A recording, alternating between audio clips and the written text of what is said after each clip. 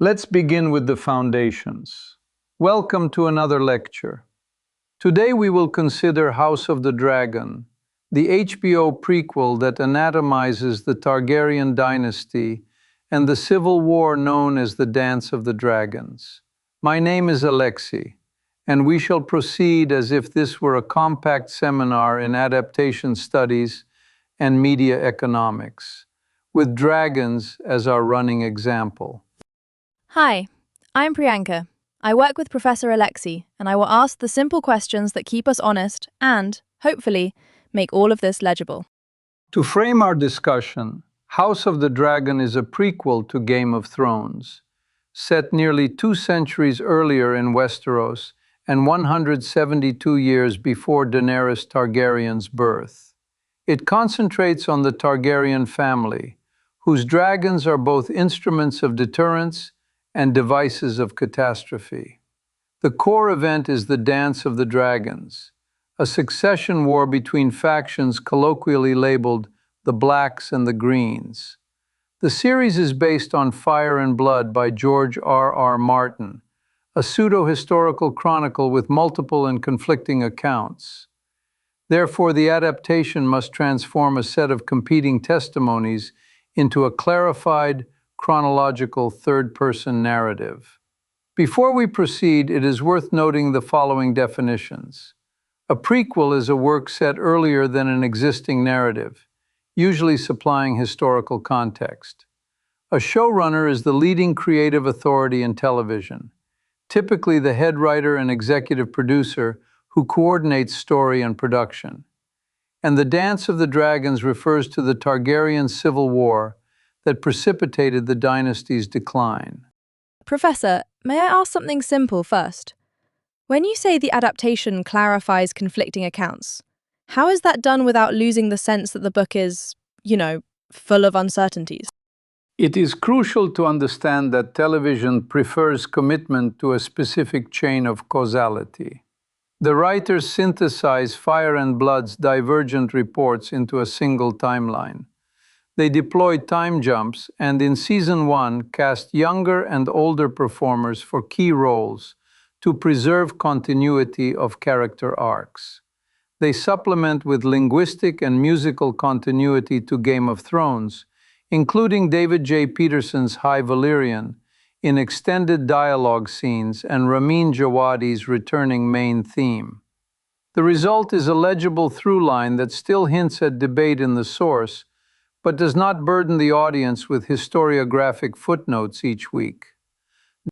Moving forward, why does this series matter in the current television ecosystem? First, it launched as HBO's flagship successor to Game of Thrones, with a straight-to-series order that signaled institutional confidence. It premiered as HBO's first new series in 4K with Dolby Vision HDR and Dolby Atmos on HBO Max, aligning television with premium home cinema standards. Second, it arrived amid the so-called streaming wars and was frequently compared to Amazon's The Lord of the Rings of Power, a comparison that highlighted divergent strategies. HBO balanced linear and streaming with steady week-over-week growth, while Amazon pursued a streaming-only model with a much larger reported budget. Finally, the show's US audience reached about 10 million on day one and climbed to about 25 million across platforms within a week. Awards followed, including a Golden Globe for Best Television Series Drama and multiple Emmy nominations. And it raises a historical misunderstanding that we see in many classrooms. Readers often treat a chronicle as a transcript, but Fire and Blood uses unreliable narrators. Television cannot stay ambiguous forever, so the show has to choose. Otherwise, audiences would be comparing rumors, not stories. Good point. Let's start with the history.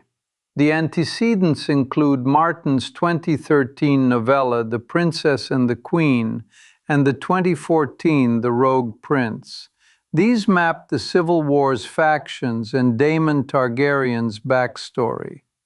In October 2019, HBO ordered House of the Dragon straight to series, with Ryan Condal and Miguel Sapochnik as showrunners. Writing began in early 2020. Principal photography in 2021 spanned the United Kingdom, with significant location work in Spain's Cáceres and Trujillo for King's Landing, and Portugal's Castle of Monsanto. Season 1 wrapped in February 2022. It premiered in August 2022 and set HBO's biggest series debut at that time. The renewal for Season 2 came within days. Sapochnik departed as co-showrunner after Season 1, while remaining an executive producer, and Alan Taylor joined as executive producer and director for Season 2. Season 2 premiered in June 2024, Season 3 in June 2026, with Season 4 planned as the conclusion in 2028. Across this span, the show maintained strong critical reception and technical recognition, including BAFTA Craft Awards and multiple Emmy nominations. Can we maybe note 2 production facts before we dive deeper? First, it was the first new HBO series available in 4K with Dolby Vision and Atmos. Second, filming continued during the 2023 SAG-AFTRA strike under UK equity rules because of the largely British cast. That difference in labour jurisdictions kept Season 2 on schedule when many US sets went quiet. Speaking of personal connections, I am fascinated by how television translates contested chronicles into single timelines. As a matter of method, it resembles turning a set of noisy measurements into a best-fit curve. We accept a loss of local variance in exchange for global coherence. And yes, like chess, it rewards thinking several moves ahead. A showrunner who plans 4 seasons is, in effect, calculating an endgame in the opening. So, I guess we can start by thinking about the first big question. Professor, how did the adaptation process handle the multiple conflicting accounts in Fire and Blood? Before we get to the complexities, a brief restatement. Fire and Blood is written as an in-universe chronicle, compiled by a historian who cites contradictory sources. The television series cannot stage contradictions every episode. It must commit to sequences of action and motivation. Ryan Condal and the writers therefore canonize particular versions, often the ones that enable sustained character psychology. They use time jumps with dual casting in Season 1 to chart maturation and divergence. For example, the evolving relationship between Rhaenyra Targaryen and Alicent Hightower needed a continuous emotional arc across years. We observe that this strategy sacrifices the literary frisson of ambiguity, but it gains audience clarity. The series also employs system-level tools: color-coded factional branding, the blacks and the greens, parallel councils, and extended High Valyrian in private scenes to signal intimacy and tradition within Valyrian households. Musically, Jawadi's returning main theme functions as a unifying prior, while new leitmotifs differentiate the era. On the production axis, 8-episode seasons concentrate inflection points, which reduces narrative noise and increases the signal strength of chosen interpretations. In simpler terms, the show narrows the variance to make the story computable by weekly television. Professor Alexei, could you clarify how these choices impacted the storyline's clarity for viewers who did not read the book? Arguably, the impact is significant and positive. By fixing a single order of events and emphasizing visual and auditory continuity, the series reduces cognitive load. The black stage scenes with darker palettes, the greens with corresponding hues. Heraldry, council tables, and repeated spaces serve as spatial mnemonics.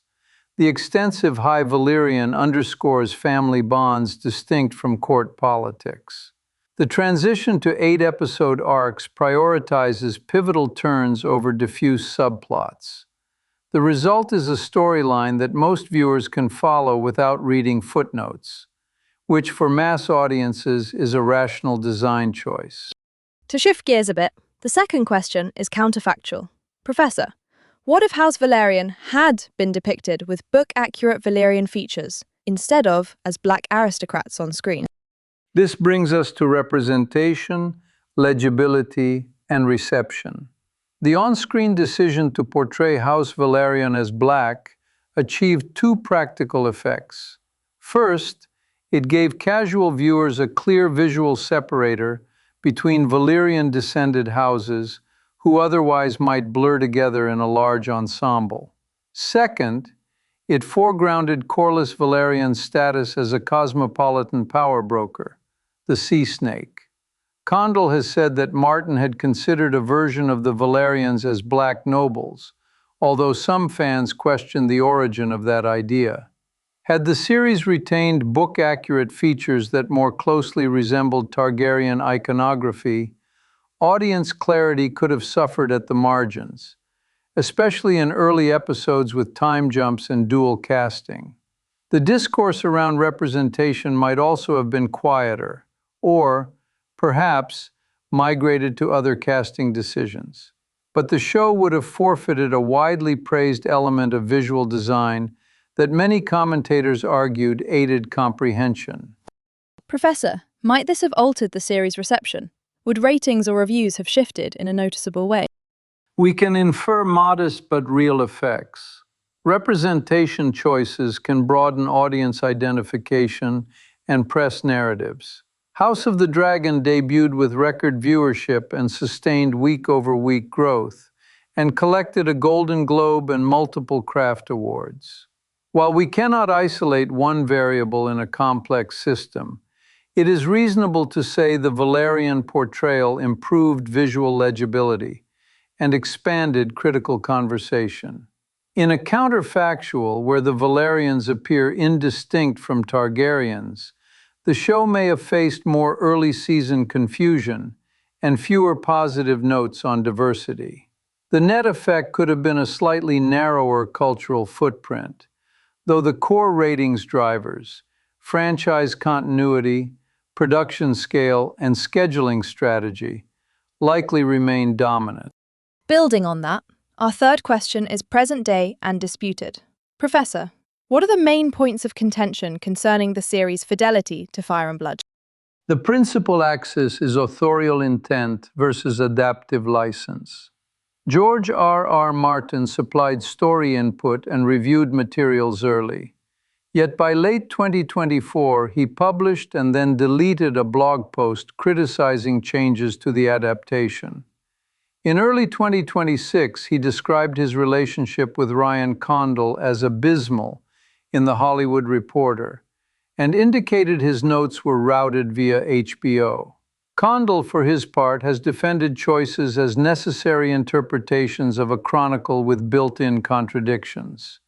For instance, he cited production constraints and clarity when excluding certain book elements, such as Maelor Targaryen in Season 2.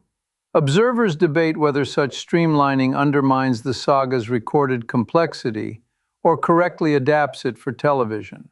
Around this are secondary debates about the extent of Martin's ongoing input, the validity of the Valerian casting rationale, and how tightly the show should hew to alternate accounts presented in the book. Professor Alexei, what areas might still be open for interpretation as the series heads toward its planned fourth and final season? Several domains remain elastic. First, character interiority, where Fire and Blood supplies only rumor, remains the show's prerogative. Motivations of figures like Alice Rivers and council strategists such as Larys Strong are fertile ground for divergent emphasis. Second, the balance between prophecy-tinged elements and legal political realism remains adjustable. Helena Targaryen's cryptic speech and her association with Dreamfire invite varying degrees of interpretation, without contradicting the chronicle. Third, the depiction of later dragon riders beyond the core Targaryen line, for example Hugh Hammer, Adam of Hull, and Ulf White, can foreground questions of blood, bond, and opportunism to different effect. Finally, the macro pacing is open. Seasons 2 and 3 at 8 episodes indicate a preference for concentrated arcs, and the fourth season's distribution of climactic events will reveal the show's final stance on what the dance is about: legitimacy, tragedy, or the inevitable entropy of empires. In conclusion, the source admits multiple emphases. The adaptation, by design, must choose. But there is still meaningful room to calibrate how the history feels while remaining consistent with its spine. To summarize, House of the Dragon is a prequel that explores Targaryen history and the succession crisis that becomes the Dance of the Dragons. We examine 3 questions: how an unreliable chronicle becomes a coherent series, how the Valerian casting counterfactual might have affected legibility and reception, and where present-day disputes over fidelity leave interpretive space as the show advances toward its planned conclusion in 2028. For comparative study, one useful point of contrast is Amazon's The Rings of Power, a contemporaneous fantasy prequel with different industrial strategies and audience behaviors. Thank you for your attention. As always, continue your explorations beyond this lecture. Thank you, Professor. That was helpful to think through, actually.